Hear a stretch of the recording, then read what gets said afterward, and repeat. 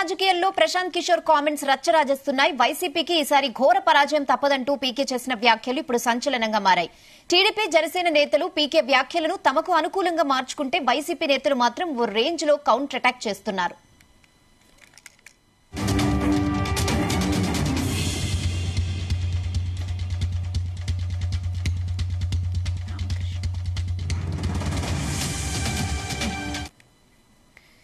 ఇదే విషయంపై మరిన్ని అప్డేట్స్ మా ప్రతినిధి రామకృష్ణ అందిస్తారు. రామకృష్ణ, ప్రశాంత్ కిషోర్ వ్యాఖ్యలను ఎలా చూడాలి? Thank you.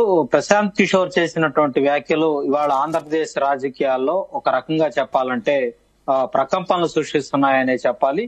ఎందుకంటే రాజకీయ వ్యూహకర్తగా ఉన్నటువంటి ప్రశాంత్ కిషోర్ ఇవాళ ఒక రాజకీయ నాయకుడుగా ఉన్నాడు. ఆయన బీహార్ లో ఒక రాజకీయ పార్టీని పెట్టి రాజకీయ నాయకుడుగా కొనసాగుతా ఉన్నాడు. 2019లో తీసుకున్నట్లయితే 2019కు ముందు ఇదే ప్రశాంత్ కిషోర్ వైఎస్ఆర్ కాంగ్రెస్ పార్టీకి రాజకీయ వ్యవహారకర్తగా పనిచేశాడు. ఆ రోజు జగన్మోహన్ రెడ్డి నిర్వహించినటువంటి పాదయాత్రలో కూడా ఆయన చాలా కీలకంగా ఐపాక్ టీమ్ తోటి అతని యొక్క సిబ్బంది తోటి ఈ రాష్ట్రంలో జగన్మోహన్ రెడ్డిని ఏ విధంగా అధికారంలోకి తేవాలన్నటువంటి ఒక వ్యూహం ప్రకారం ఆయన పనిచేయటం జరిగింది. అయితే ప్రస్తుతం రాజకీయ నాయకుడిగా నిన్న హైదరాబాద్ లో జరిగినటువంటి న్యూ ఇండియన్ ఎక్స్ప్రెస్ యొక్క డిబేట్ లో ఆయన మాట్లాడుతూ ఒక సంచలన వ్యాఖ్యలు చేయడం జరిగింది. జగన్మోహన్ రెడ్డి ఈసారి అధికారంలోకి రావటం కల్లా ఎట్టి పరిస్థితుల్లో కూడా ఆయన అధికారంలోకి రాలేడని చాలా స్పష్టంగా చెప్పారు. అదే క్రమంలో జగన్మోహన్ రెడ్డి అధికారంలోకి రాకపోవటానికి కొన్ని కారణాలు కూడా చాలా స్పష్టంగా చెప్పారు. ఒకటి, జగన్మోహన్ రెడ్డి సంక్షేమ పథకాలను మాత్రమే నమ్ముకున్నారు. ఆంధ్రప్రదేశ్ లో అభివృద్ధి లేదు. అభివృద్ధి చేయకపోవటం ఆయనకు రాబోయే ఎన్నికల్లో ఒక శాపంగా మారబోతా ఉంది. ఈ రాష్ట్రంలో నిరుద్యోగ యువత అంతా కూడా ఉపాధి కోరుకుంటా ఉన్నారు, అభివృద్ధి కోరుకుంటా ఉన్నారు. ఇవన్నీ కూడా రాబోయే ఎన్నికల్లో గెలుపును నిర్దేశించబోతా ఉన్నాయి. ప్రధానంగా వైఎస్ఆర్ కాంగ్రెస్ పార్టీ ఈ అంశాలు ఆ పార్టీ మీద ప్రభావం చూపి ఆ పార్టీ అధికారంలోకి రాదని కూడా ఆయన చాలా స్పష్టంగా చెప్పారు. కొంతమంది వ్యక్తులు, ఆయన ఇంకో అంశాన్ని కూడా చాలా పర్టికులర్ గా చెప్పడం, కొంతమంది వ్యక్తులు చుట్టూ చేరి జగన్మోహన్ రెడ్డి చుట్టూ చేరి వారి యొక్క విధానాలను జగన్మోహన్ రెడ్డి ప్రభుత్వం చేత అమలు చేయించే ప్రయత్నం చేశారు. దీనివల్ల ప్రభుత్వానికి అటు జగన్మోహన్ రెడ్డి వైఎస్ఆర్ కాంగ్రెస్ పార్టీకి తీవ్ర నష్టం జరుగుతుందనేది కూడా చాలా స్పష్టంగా ఆయన చెప్పడం జరిగింది.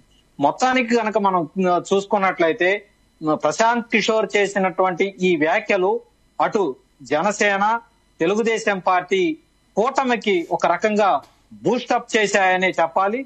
ఆ శ్రేణులు, రెండు శ్రేణులు అంటే తెలుగుదేశం, జనసేన పార్టీ రెండు కూడా ఒక ఆనందోత్సాహాల్లో ఉన్నటువంటి పరిస్థితి అయితే ఈ రాజకీయ వ్యూహకర్త ప్రశాంత్ కిషోర్ చేసినటువంటి వ్యాఖ్యల ద్వారా తెలుస్తా ఉంది.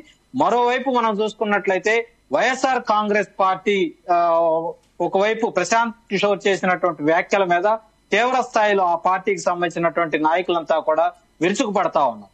బీహార్ లో రాజకీయ పార్టీ పెట్టి అక్కడ కనీసం చెల్లనటువంటి ప్రశాంత్ కిషోర్ ఆంధ్రప్రదేశ్ రాజకీయాల మీద మాట్లాడటం ఏంటన్నటువంటి కామెంట్లు ఇవాళ వైఎస్ఆర్ కాంగ్రెస్ పార్టీ నుంచి వస్తున్నటువంటి పరిస్థితి అయితే ఉంది.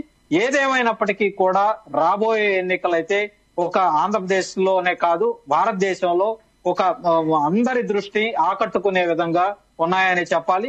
ఈ క్రమంలోనే ప్రశాంత్ కిషోర్ చేసినటువంటి వ్యాఖ్యల నేపథ్యంలో మొత్తం కూడా ఈ వ్యాఖ్యల మీద తీవ్ర స్థాయిలో చర్చ జరుగుతా ఉంది. ఒక రాజకీయ వ్యూహకర్త, గతంలో జగన్మోహన్ రెడ్డికి వ్యూహకర్తగా పనిచేసినటువంటి ప్రశాంత్ కిషోర్ స్వయంగా జగన్మోహన్ రెడ్డి మీద వ్యాఖ్యలు చేయటం, ఇక ఈసారి జగన్మోహన్ రెడ్డి అధికారంలోకి రాలేడని చాలా స్పష్టంగా చెప్పటం చూస్తా ఉంటే అసలు ఆంధ్రప్రదేశ్ రాజకీయాల్లో ఏం జరగబోతా ఉంది.